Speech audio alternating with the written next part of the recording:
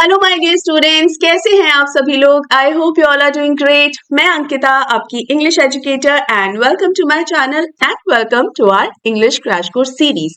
और आज के इस वीडियो में हम बात करेंगे हमारी आखिरी राइटिंग स्किल की, वो है आर्टिकल। यस, आज हम आर्टिकल को सीखेंगे किस तरह से लिखना चाहिए। और ये 8 मार्क्स की राइटिंग स्किल है, जरूर से जरूर आती है आपके एग्जाम में, तो इसे अच्छे से हमें सीख लेना है। तो बिना टाइम वेस्ट करे जल्दी से हम बढ़ते हैं इस वीडियो में आगे, लेकिन उससे पहले आपको इस वीडियो को लाइक कर देना है, ज्यादा से ज्यादा शेयर कर देना है।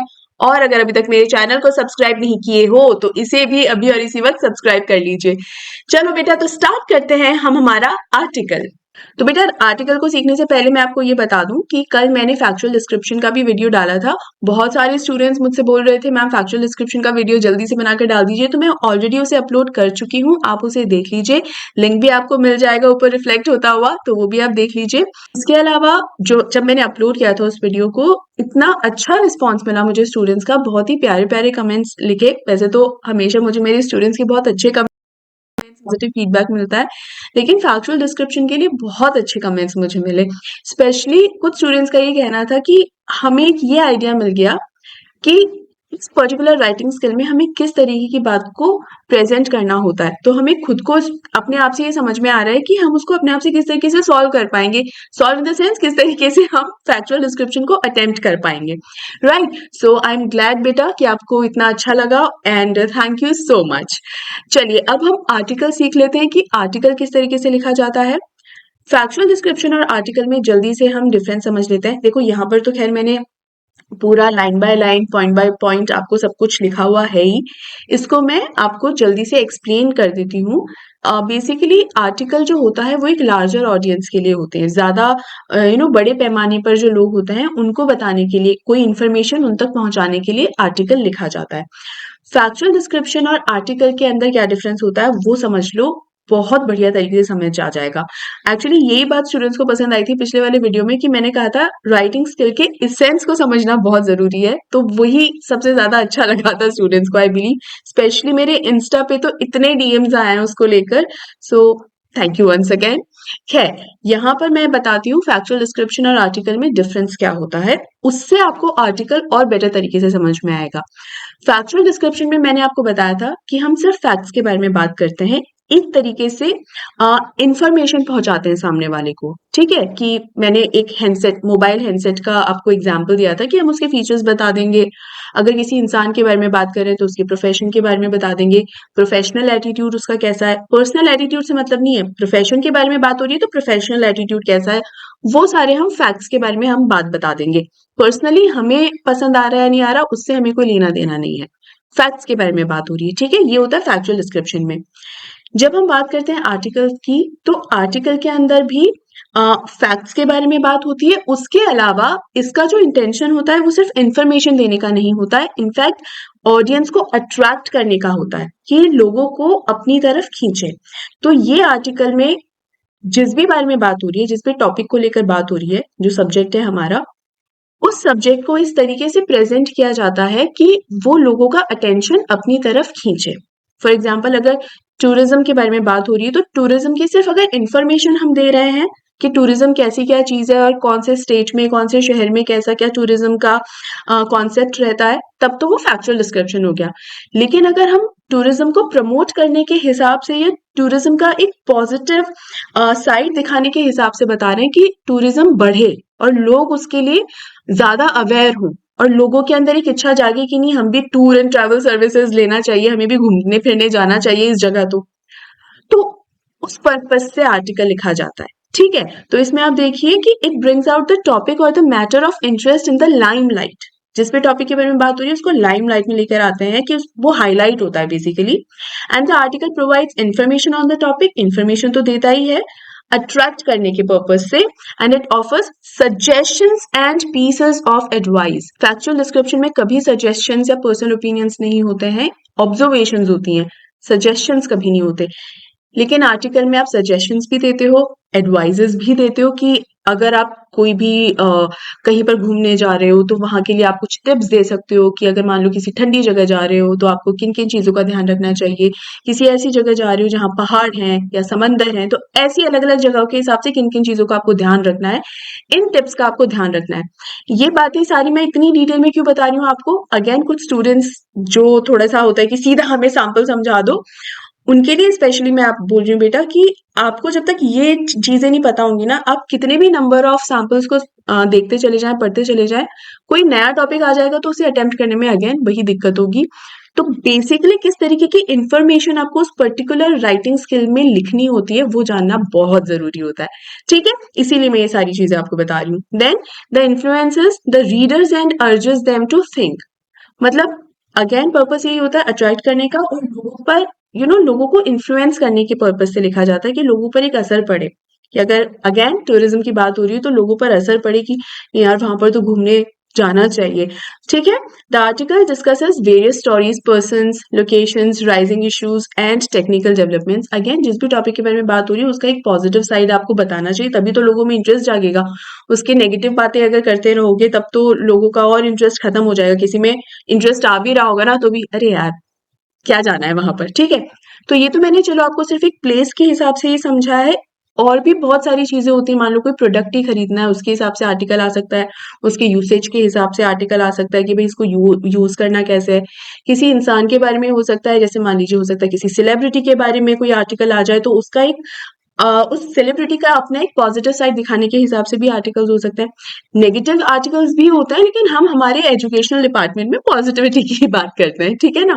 फैक्चुअल डिस्क्रिप्शन में भी मैंने बताया था कि फैक्ट्स की बात होती है, बट सिंस बीइंग स्टूडेंट्स हमको जो है हमेशा पॉजिटिव फैक्ट्स के बारे में ही बात करनी है, नेगेटिव फैक्ट्स को हमको हाईलाइट नहीं करना होता है। ठीक है, अब बात करते हैं इसके फॉर्मेट की। फॉर्मेट में भी सबसे पहली चीज तो ये होती है कि आर्टिकल लिखने से पहले दिमाग में एक आउटलाइन बना लो कि आपको किस किस पॉइंट को लिखना है, किस किस पॉइंट को इस आर्टिकल में शामिल करना है। अगेन आपको ये गलतियां करने से बचाता है, कम से कम गलतियां हो पाती हैं। इसके बाद जो फॉर्मेट शुरू होता है वो ये, सबसे पहले आपको हेडिंग देनी होती है, एक टाइटल देना होता है प्रॉपर उस आर्टिकल को। आफ्टर दैट आपको नाम लिखना होता है कि आर्टिकल लिखा किसने है। अब वैसे तो जो इंसान आर्टिकल लिखता है वो अपना ही नाम लिखता है कि अगर मैं आर्टिकल लिखूंगी तो टाइटल लिखूंगी और बाद में लिखूंगी बाय अंकिता चौधरी, लेकिन आप अपना नाम नहीं लिख सकते हो। क्या होता है, आपको जो क्वेश्चन मिलता है ना आर्टिकल का, उसमें ऑलरेडी नाम दिया होता है। देखो अगर नाम नहीं दिया हो तब तो आप कुछ भी नाम लिख सकते हो, लेकिन क्वेश्चन में आपको ऑलरेडी एक नाम दिया होता है in most of the cases, तो वो आपको क्या करना है, आपको वही नाम लिखना है। अगेन बहुत कॉमन सी बात है और हो सकता है कई लोग सोचें कि मैम ये तो पता है ना आई नो, लेकिन इसलिए मैं ये मेंशन कर रही हूँ कि अगेन वही बात होती है कि इतना ज्यादा जल्दीबाजी के अंदर क्या होता है कि आप गड़बड़ हो जाती है कई बार स्टूडेंट से, वो जानबूझकर नहीं होता, वो बस वो स्पीड में इतना जल्दी जल्दी काम कर रहे होते हैं तो उसमें गलती से अपना नाम ही लिख देते हैं आप कई बार। वो आपको काम नहीं करना है क्योंकि इसके मार्क्स होते हैं, और मार्क्स इस बात के नहीं होते कि अरे यार एक नाम ही तो गलत कर दिया क्या हो गया, इस चीज के नहीं। बेसिकली एग्जामिनर ये देखना चाहता है कि आपका दिमाग उस वक्त कितना एक्टिवली सही तरीके से काम कर रहा है, आप कितने एक्टिव हो। तो वो आपको ध्यान रखनी है ऐसी चीजें कि कोई चूक नहीं होनी चाहिए। तो नेम्स के अंदर भी आपको ध्यान रखना है कि भाई जो भी क्वेश्चन में दिया गया है वही नाम लिखना है। मान लीजिए क्वेश्चन में कोई नाम नहीं दिया गया है तो आप कोई भी नाम लिख सकते हैं। मेरा आपको ये सजेशन रहेगा कि अपना खुद का नाम नहीं ही लिख कर आए, ठीक है, रियल नेम कभी लिख कर नहीं आए। ठीक है, इसके बाद आपको राइटर का नाम लिखना है, वो तो हो ही गया। उसके बाद बॉडी ऑफ कंटेंट आएगी। बॉडी ऑफ कंटेंट 2 से 3 पैराग्राफ में होता है। इसके अलावा जो वर्ड लिमिट होती है उस पर भी कई बार डिपेंड करता है। जैसे वर्ड लिमिट कई बार 100 वर्ड्स की आती है तो 2 पैराग्राफ में सफिशिएंट है। 120 से 150 वर्ड्स की अगर वर्ड लिमिट आ जाए, जो कि कई बार आती है क्योंकि ये 8 मार्क्स की है, 8 नंबर होते हैं आर्टिकल के, तो इसीलिए वो कई बार 120 से 150 वर्ड की लिमिट भी देते हैं, तो 3 पैराग्राफ्स हो जाते हैं, राइट। तो जो भी लास्ट पैराग्राफ हो, जैसे थर्ड पैराग्राफ है तो वो लास्ट पैराग्राफ हो गया, लेकिन अगर सेकंड पैराग्राफ है तो सेकंड पैराग्राफ की आखिरी 2-3 लाइनें आपको कंक्लूजन में लिखनी है। कंक्लूजन जैसे मैंने आपको पहले भी बताया था कि आपको अपने जो बॉडी ऑफ कंटेंट होता है उसको एक क्लोजर देना होता है, एक प्रॉपर एंडिंग देनी होती है। फैक्चुअल डिस्क्रिप्शन के अंदर वो क्लोजर कैसे होता है, ऑब्जर्वेशंस क्या हैं आपकी, उस हिसाब से कि फाइनल ऑब्जर्वेशन के हिसाब से कि भाई इस पर्टिकुलर प्रोडक्ट में या इस इंसान में ये चीजें हमने देखी या नोटिस करी, राइट। वही आर्टिकल के अंदर जो ये क्लोजर होता है वो किस हिसाब से होता है, आपका एक रिकमेंडेशन होता है, आपकी अपनी तरफ से सजेशंस होते हैं, एडवाइजेस होती हैं, आपका अपना एक ओपिनियन होता है। फॉर एग्जाम्पल अगेन टूरिज्म वाली बात करती हूँ कि अगर आप किसी जगह पर घूमने के लिए जा रहे हो तो उसके लिए अगर कोई सजेशन दे रहे हो तो आप क्या बात करोगे। जैसे मैं यहाँ पर आपको एक दो टिप्स दे देती हूँ, ठंडी जगह जाते हैं तो लोग क्या करते हैं, बहुत हैवी वुलेंस रख लेते हैं। Instead of keeping those heavy woollens, आप ना लेयर्स के अंदर अगर वुलन आउटफिट्स रखेंगे दैट वुड बी बेटर, क्योंकि उसमें क्या लेयर्स में आप पहन सकते हो और आपके पास ये लेयर्स ऐसे कि जैसे एक हल्की स्वेटर है, फिर एक जैकेट भी रख ली तो हल्की स्वेटर पहन के ऊपर जैकेट पहन लिया, सर्दी अगर कम हुई तो सिर्फ हल्की स्वेटर चल जाएगी, और अगर सर्दी ज्यादा हो गई तो उस पर आप जैकेट भी ओढ़ सकते हो, उसके साथ एक शॉल या स्टोल रख लो, ठीक है। ऐसा लग रहा है मैं भी टूरिज्म ही प्रमोट करने लग गई हूँ ठंडी जगहों का, ऐसा नहीं है, ये सिर्फ एग्जाम्पल के तौर पे आपको समझाने की कोशिश कर रही हूँ। तो ये चीजें भी आप ना रिकमेंड कर सकते हो, सजेस्ट कर सकते हो। तो ये बेसिक एसेंस है हमारे आर्टिकल का। अब हम देख लेते हैं सैम्पल। ये मैंने आपको अपने पिछले वीडियोस में भी बताया है, आई थिंक हर वीडियो में शायद बताती ही हूँ। जितने भी क्वेश्चंस मैं आपको करवाती हूँ ना, चाहे वो राइटिंग स्किल से जुड़े हुए हों या आपके जो लिटरेचर पोर्शन है उससे वो क्वेश्चंस हो, वो क्वेश्चंस आपके सैम्पल पेपर से भी होते हैं, जो सीबीएसई रिलीज करता है सैम्पल पेपर्स उससे भी होते हैं, और जो पीवाईक्यूज जो होते हैं ना, प्रीवियस ईयर क्वेश्चन पेपर्स में से भी, वो जो मोस्ट एक्सपेक्टेड क्वेश्चंस होते हैं उनको मैं इसके अंदर इंक्लूड करती हूँ। ठीक है, तो अगर आप कभी सोचो कि मैं सिर्फ समझाने के लिए वन ऑफ द क्वेश्चंस लेकर आ गई, तो बेटा ऐसा नहीं है। ये वाला पर्टिकुलर क्वेश्चन जो है, इनफैक्ट जो दोनों क्वेश्चंस, दो सैंपल क्वेश्चंस होने वाले हैं इस वीडियो में, दोनों सैंपल क्वेश्चंस आपके सैंपल पेपर में से ही हैं। तो इससे क्या हो रहा है, आपका साथ साथ सैंपल पेपर भी सॉल्व होता चला जा रहा है। ठीक है, तो चलो बढ़ते हैं हमारे पहले क्वेश्चन पे, वो है टूरिज्म इन इंडिया। यस, पहला क्वेश्चन टूरिज्म पे ही है, इसीलिए मैं बार बार उसका एग्जाम्पल भी दे रही थी। तो देखो, tourism in India has been on the rise, मतलब बहुत बढ़ रहा है, बहुत राइज पे है। और जो आजकल का यूथ भी कह लीजिए, या आजकल जितने लोग हैं ना, वो घूमने फिरने में बहुत ज्यादा खर्चा करने में पसंद कर रहे हैं कि हमें घूमना फिरना है। ठीक है, ये बढ़ता जा रहा है। Write an article in about 150 words as Gaurav Taneja. तो आर्टिकल ऑल तो लिखोगे आप ही, दिमाग पूरा आपका ही रहेगा, पूरी मेहनत आप ही की रहेगी, लेकिन नाम गौरव तनेजा क्लास 10th बी इसी का ही जाएगा। ठीक है, तो ध्यान रखिए। Discussing the surge in tourism in India since 2021, highlighting the key factors contributing to its growth, propose additional recommendations to further boost tourism and predict the trajectory of the industry for the upcoming decade. Use the given cues along with your own ideas and those you may have gathered from Unit 5, Travel and Tourism, to create this article. अब ये चीज मैंने आपको पहले बहुत बार बताई है कि आपकी जो एमसीबी है उससे बहुत सारे क्वेश्चंस आते हैं राइटिंग स्किल्स में। इनफैक्ट अगर आप एमसीबी एक बार रीड भी कर लो ना, बहुत ज्यादा समझो भी नहीं, सिर्फ रीड भी कर लो ना, तो अनसीन पैसेज में भी बहुत आपको हेल्प मिलती है उस, क्योंकि वो पूरी तरीके से एक किस्म की प्रैक्टिस बुक है ना। तो इसीलिए ये मैंने आपको पहले भी कई बार इस चीज की एडवाइस दी हुई है, इफ यू रिमेम्बर। तो इसलिए एमसीबी बहुत काम आती है। तो ये अगर आपने ये चैप्टर पढ़ा होगा ना, यूनिट 5 ट्रैवल एंड टूरिज्म, ये यूनिट अगर आपने पढ़ी होगी ना, तो आपके पास कुछ इंफॉर्मेशन ऑलरेडी होगी इस टॉपिक पे, है ना। तो लेकिन अगर नहीं भी पढ़ा है तो फिर आप अपने हिसाब से जितना आपको पता है उस अकॉर्डिंग ही फिर लिखना पड़ेगा, है ना। कुछ पॉइंट्स आपको ऑलरेडी क्वेश्चन में दिए गए हैं, देखो कि जिन जिनको आप इस आर्टिकल में मेंशन कर सकते हैं। तो देखो, factors contributing to the tourism boom, क्यों टूरिज्म इतना बढ़ गया है, क्या क्या रिस्पॉन्सिबल फैक्टर्स हो सकते हैं, किस किस वजह से टूरिज्म इतना बढ़ गया है, इस बारे में आप अपने आर्टिकल में लिख सकते हैं।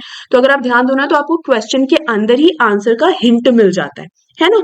Additional recommendations to sustain and enhance tourism, मतलब और क्या क्या करना चाहिए जिसकी वजह से ये जो टूरिज्म में ये जो बूम आया है ना, वो ये जो बढ़ावा आया है वो रहे भी। ऐसा नहीं कि कुछ 2 3 5 सालों तक तो बढ़ावा आया और फिर वापस गिर गया, ऐसा नहीं होना चाहिए। तो सस्टेन रहे, मेंटेन रहे, तो क्या करना चाहिए। Prediction for the future of Indian tourism, plus and minus, और आपका अपना अगेन एक ओपिनियन हो सकता है, आपका एक सजेशन हो सकता है, और आपका एक थॉट हो सकता है कि आपको क्या लगता है कि जिस तरीके से टूरिज्म पर काम हो रहा है भारत में, भविष्य उसका क्या है, प्लस में जाता हुआ नजर आ रहा है या माइनस में जाता हुआ नजर आ रहा है या न्यूट्रल रहेगा। तो ये सारी आपको बातें लिखनी है। तो देखो, आपको 3 फैक्टर्स दे दिए गए हैं यहाँ पर, मतलब 3 पॉइंट्स दे दिए गए हैं यहाँ पर। उन तीनों पर अगर आप ध्यान दो ना और फिर आंसर अपना करो, आर्टिकल लिखो, तो 150 वर्ड्स है, इजीली आप 3 पैराग्राफ्स में लिख सकते हो। तीनों पैराग्राफ का एक एक पॉइंट आपको दे दिया है। तो देखो, सबसे पहले हमने इसको टाइटल क्या दिया, इनक्रेडिबल इंडिया। टूरिज्म के लिए जो इनक्रेडिबल इंडिया या अतुल्य भारत है, एक स्लोगन ही है, और बहुत ही, ये एक चैप्टर भी है इनक्रेडिबल इंडिया आपके एमसीबी में। तो इससे अच्छा टाइटल मुझे नहीं लगता इस आर्टिकल के लिए कोई हो सकता है ना। बाय गौरव तनेजा कॉमा 10th बी, ये आपको लिख देना है, नाम ऑलरेडी क्वेश्चन में था। इसमें हमने कौन कौन से फैक्टर्स के बारे में बात की है, देखो, tourism in India has witnessed a significant search since 2021 driven by various factors. क्या ये सेंटेंस हमने कहीं ना कहीं अपने क्वेश्चन से ही उठाया है? यस और नो। देखो, discussing the search in tourism in India since 2021, क्या स्टार्टिंग हमें क्वेश्चन से ही मिल गई है? हाँ। तो इसी तरीके से आपको अपने आंसर्स को फ्रेम करना होता है। आंसर्स एज इन अपनी राइटिंग स्किल की कंटेंट को फ्रेम करना होता है। इम्प्रूव्ड इंफ्रास्ट्रक्चर, ऑब्वियसली जब तक इंफ्रास्ट्रक्चर किसी चीज का या किसी जगह का बेसिकली इम्प्रूव नहीं होगा, वहां कोई क्यों ही जाना चाहेगा। अगर सब कुछ टूटा फूटा है तो आप वहां पर नहीं जाना चाहोगे। अगर वहां प्रॉपर फैसिलिटीज नहीं है तो आप वहां क्यों घूमने फिरने जाना चाहोगे? ठीक है भाई, मान लो कहीं ऐसी जगह जाकर आना है कि 2 घंटे के लिए घूमकर आ जाना है, तब तो ठीक है। लेकिन कहीं 2 दिन के लिए घूमने जाना है, तो आपको जो सबसे बेसिक रिक्वायरमेंट चाहिए वो क्या है, कि कहीं ठहरने की जगह और साफ सुथरी, जहां वॉशरूम्स नीट एंड क्लीन हो। ये तो चीज चाहिए ही चाहिए ना। वो जगह सुंदर है नहीं है, वो तो फिर सेकेंडरी चॉइस हो जाती है। ये कुछ बेसिक चीजें हैं। आपने ये सुना होगा, कीप इट सिंपल। बहुत ज्यादा मैं इतना शानदार लिख दूं, ये कर दूं, वो कर दूं लिखने के बजाय जस्ट कीप इट सिंपल। जितने सिंपल पॉइंट्स आप दिमाग में सोच सकते हो ना बेटा, वो लिखो। कि कम से कम साफ सुथरा होना तो चाहिए। और अपने हिसाब से जितने पॉइंट सोच सकते हो ना, उतने पॉइंट्स सोचो, और आपको वो पॉइंट्स दिमाग में आएंगे, ट्रस्ट मी। ये मत सोचो कि अरे यार क्या लिखेंगे, कैसे लिखेंगे, समझ ही नहीं आ रहा, इस टॉपिक के बारे में तो मुझे पता ही नहीं है। No, don't think like that, otherwise आपके पॉइंट्स पर आपका ध्यान ही नहीं जाएगा। ठीक है, ये भी एक बहुत इंपॉर्टेंट टिप है आपको अपने हर आंसर को लिखने के लिए। ट्रस्ट मी, ये बहुत काम करता है, बहुत काम करता है। इसके अलावा देखिए, improved infrastructure, government initiatives like incredible India and an increase in global interest have played crucial roles in this growth. कि गवर्नमेंट ने पार्टिसिपेट किया, जिसकी वजह से भी इतना ज्यादा बूस्ट मिला है टूरिज्म को। द डेवलपमेंट ऑफ एयरपोर्ट्स, देखो, एयरपोर्ट से बेटर कनेक्टिविटीज है। कहीं आप जाना चाहते हो, वहां पर जाने के लिए एयरपोर्ट, ट्रेन वगैरह यही प्रॉपर नहीं होगा, आप कैसे जाओगे? हर जगह तो बाय रोड ट्रैवल नहीं किया जा सकता ना। सेफ्टी मेजर्स होने चाहिए कि कहीं जा रहे हो तो वहां सुरक्षा के भी खास इंतजाम किए हों, तभी तो जाओगे, अदरवाइज आप सेफ फील नहीं करोगे। ठीक है, तो इस तरीके की जो फैसिलिटीज होती हैं, उन्हें बहुत ज्यादा ध्यान रखना चाहिए।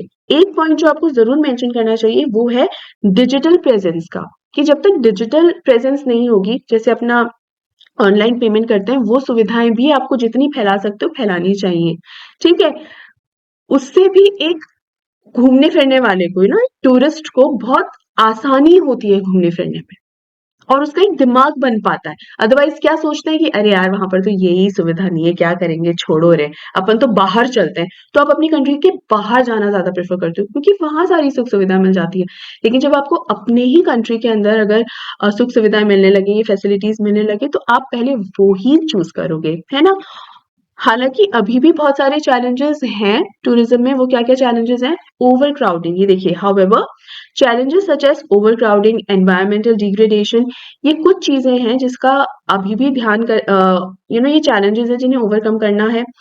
गंदगी बहुत फैलाते हैं, कई बार डस्टबिन है, उसके बाद भी कचरा डस्टबिन में ना फेंक के बाहर ही फेंक देंगे। Once I been to Dalhousie, oh my god, इतनी ब्यूटीफुल जगह है, इतनी खूबसूरत जगह है, छोटी सी है और बहुत खूबसूरत जगह है। वो पता है खराब क्यों है? क्योंकि जो भी टूरिस्ट आता है ना, वो जैसे कॉफी कप लिया, कॉफी पी और वहीं फेंक देंगे। आई मीन, अगर आपको, पहले बात तो ये कि डस्टबिन बिल्कुल है वहां पर, क्योंकि जब मैं भी घूमने गई थी तो डस्टबिन थे, जहां पर कचरा पड़ा हुआ एटलीस्ट वहां डस्टबिन थे। बट फिर भी वहां नहीं फेंकेंगे, जमीन पे कहीं भी पटक देंगे। Please don't do this, it's so disturbing, है ना। और अगर नहीं है डस्टबिन वहां पे, तो you can carry a bag with you, है ना। एक थैली वगैरह रख सकते हो आप, बिल्कुल, उसके अंदर आप कचरा वगैरह डाल सकते हो, फिर घर पे आके फेंक दो, कोई प्रॉब्लम नहीं है। ये करना बहुत जरूरी है। मतलब यही तो होता है एक एजुकेशन। क्या होता है? सिर्फ एक, it's not just a piece of paper कि वो degree, it's not just that ना बेटा। ये अवेयर होना इस चीज से कि गंदगी नहीं फैलानी है, ये असली एजुकेशन है कि नहीं? तो प्लीज इस चीज का हम सबको ध्यान रखना चाहिए। I mean, it's not just you, it's me also, मुझे भी ध्यान रखना चाहिए। तो ये इस तरीके के चैलेंजेस हैं जो अभी भी ओवरकम करना है। लोग गंदा कर देते हैं कई बार, तो ध्यान रखना है। और देखो एंड कैसे कर रहे हैं, the next decade could see India becoming a global leader in tourism provided it balance growth with sustainability. It means कि जिस तरीके से इंडिया टूरिज्म में ग्रो कर रहा है, धीरे धीरे सस्टेनेबिलिटी के साथ ग्रो करता जा रहा है, और जैसे जैसे ग्रो करता जा रहा है ना, ऐसा समझ में ही आ रहा है कि आगे भी और ग्रो करेगा। और उसके अलावा बहुत अच्छे तरीके से इको टूरिज्म पे भी फोकस किया जा रहा है। आप कुछ स्ट्रैटेजीज के बारे में भी लिख सकते हो कि बहुत सारे स्ट्रैटेजीज भी प्लान की जा रही हैं जिसकी वजह से साफ सफाई का, बेटर एमिनिटीज, बेटर फैसिलिटीज के बारे पर काम किया जा रहा है। तो इस तरीके की चीजें जब आप लिखोगे that would be very beneficial. ठीक है, नेक्स्ट सैंपल देख लेते हैं आप। Next sample is write an article again in about 150 words as गौरव तनेजा, भाई आज तो सारा क्रेडिट गौरव तनेजा को ही मिलेगा। Advocating for the implementation of inclusive education practices, मतलब यहाँ एजुकेशन प्रैक्टिसेस को लेकर बात हो रही है, एजुकेशनल डिपार्टमेंट की बात हो गई है। Focusing on the benefits for students with diverse learning needs. Share advantages and discuss the importance of fostering an inclusive school environment, मतलब inclusive education जो है उसके बारे में बात हुई है।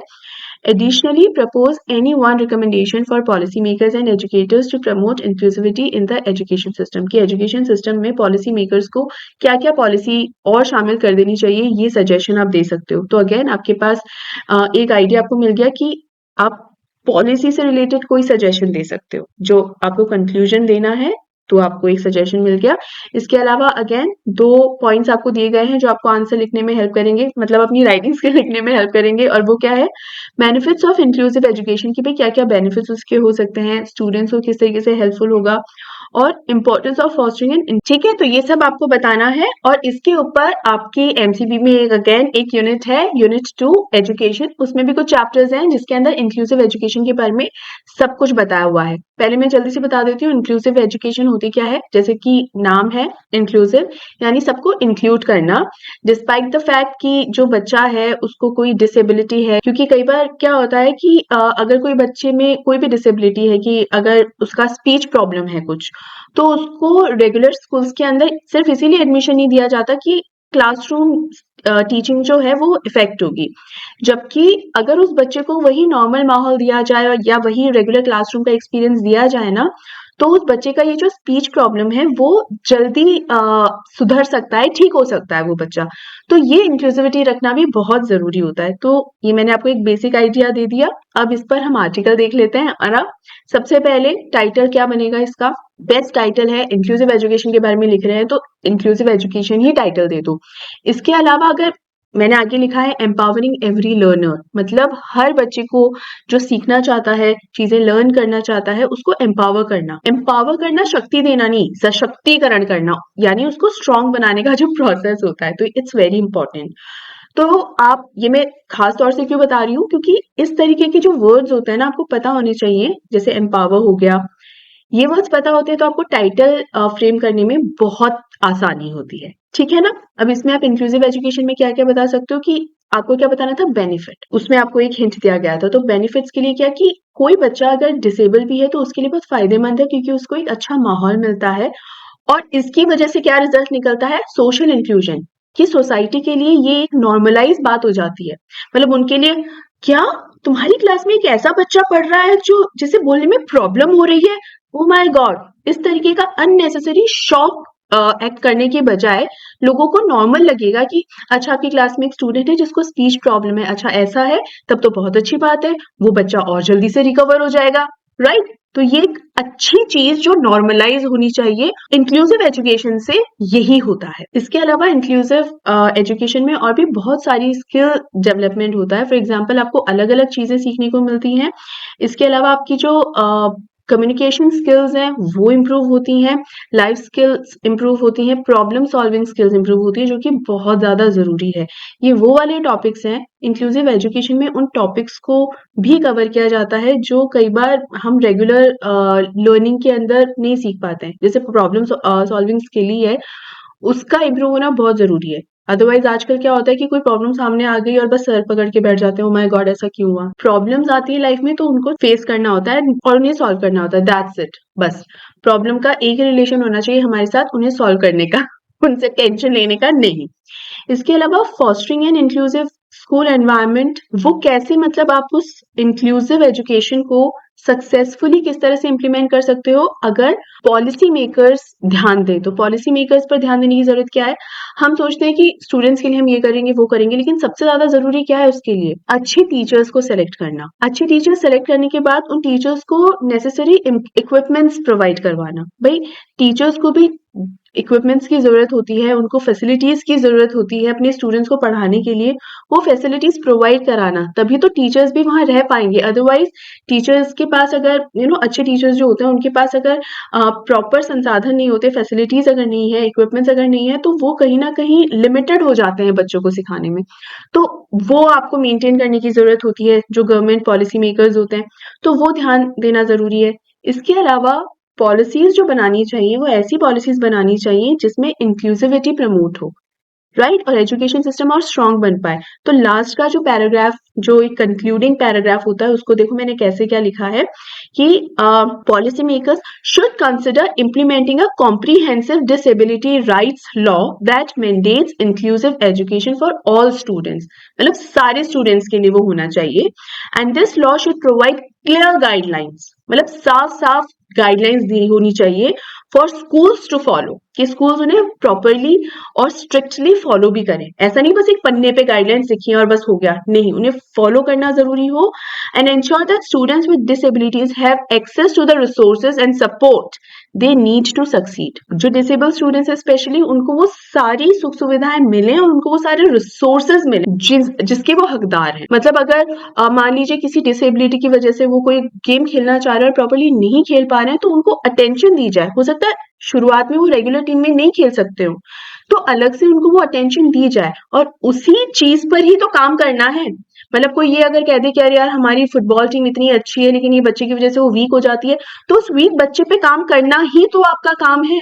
तो उसको अलग से ट्रेन करना, इस तरीके का इंफ्रास्ट्रक्चर क्रिएट करना कि आप उस पर काम कर सको, उस पर मेहनत कर सको, ट्रेन कर सको ऐसे बच्चों को, वही तो इंक्लूसिव एजुकेशन का को बनाने का मेन टारगेट वही तो होता है ना? तो उस चीज पर काम करें। तो ये सारी चीजें, इस तरीके के पॉइंट्स आप इसमें लिख सकते हैं। तो आई एम श्योर आपको ये अच्छे से समझ में आ गया होगा बेटा। दोनों सैंपल क्वेश्चंस को मैंने यहाँ पे कवर किया है और समझ में भी आ गया होगा, लेकिन फिर भी अगर कहीं कोई डाउट रह जाता है तो क्या करना है, पूछ लेना है। आप लोग मुझसे अपने डाउट्स पूछते हो तो मुझे एक ना ट्रस्ट आता है कि चलो आप लोग मुझ पर ट्रस्ट कर रहे हो कि मैं आपको जो सिखा रही हूँ, समझा रही हूँ, आप उस पर बिलीव कर रहे हो। तो कीप आस्किंग योर डाउट्स, मुझे पसंद आता है आप अपने डाउट्स पूछते हो तो। और आपको पता ही है मैं आपके हर डाउट को क्लियर करती हूँ और जितना जल्दी हो सके उतना क्लियर करने की कोशिश करती हूँ। ठीक है, तो मेरे साथ बने रहिए, मिलते हैं जल्दी अगले वीडियो में। और इस वीडियो को लाइक करना मत भूलिएगा, इसे ज्यादा से ज्यादा शेयर कीजिएगा ताकि मैक्सिमम स्टूडेंट्स तक ये पहुंच सके। और अगर मेरे चैनल को सब्सक्राइब नहीं किया है तो इसे भी सब्सक्राइब कर लीजिएगा। राइट स्टूडेंट्स, मिलते हैं अगले वीडियो में, तब तक अपना ध्यान रखिए, take care and good bye.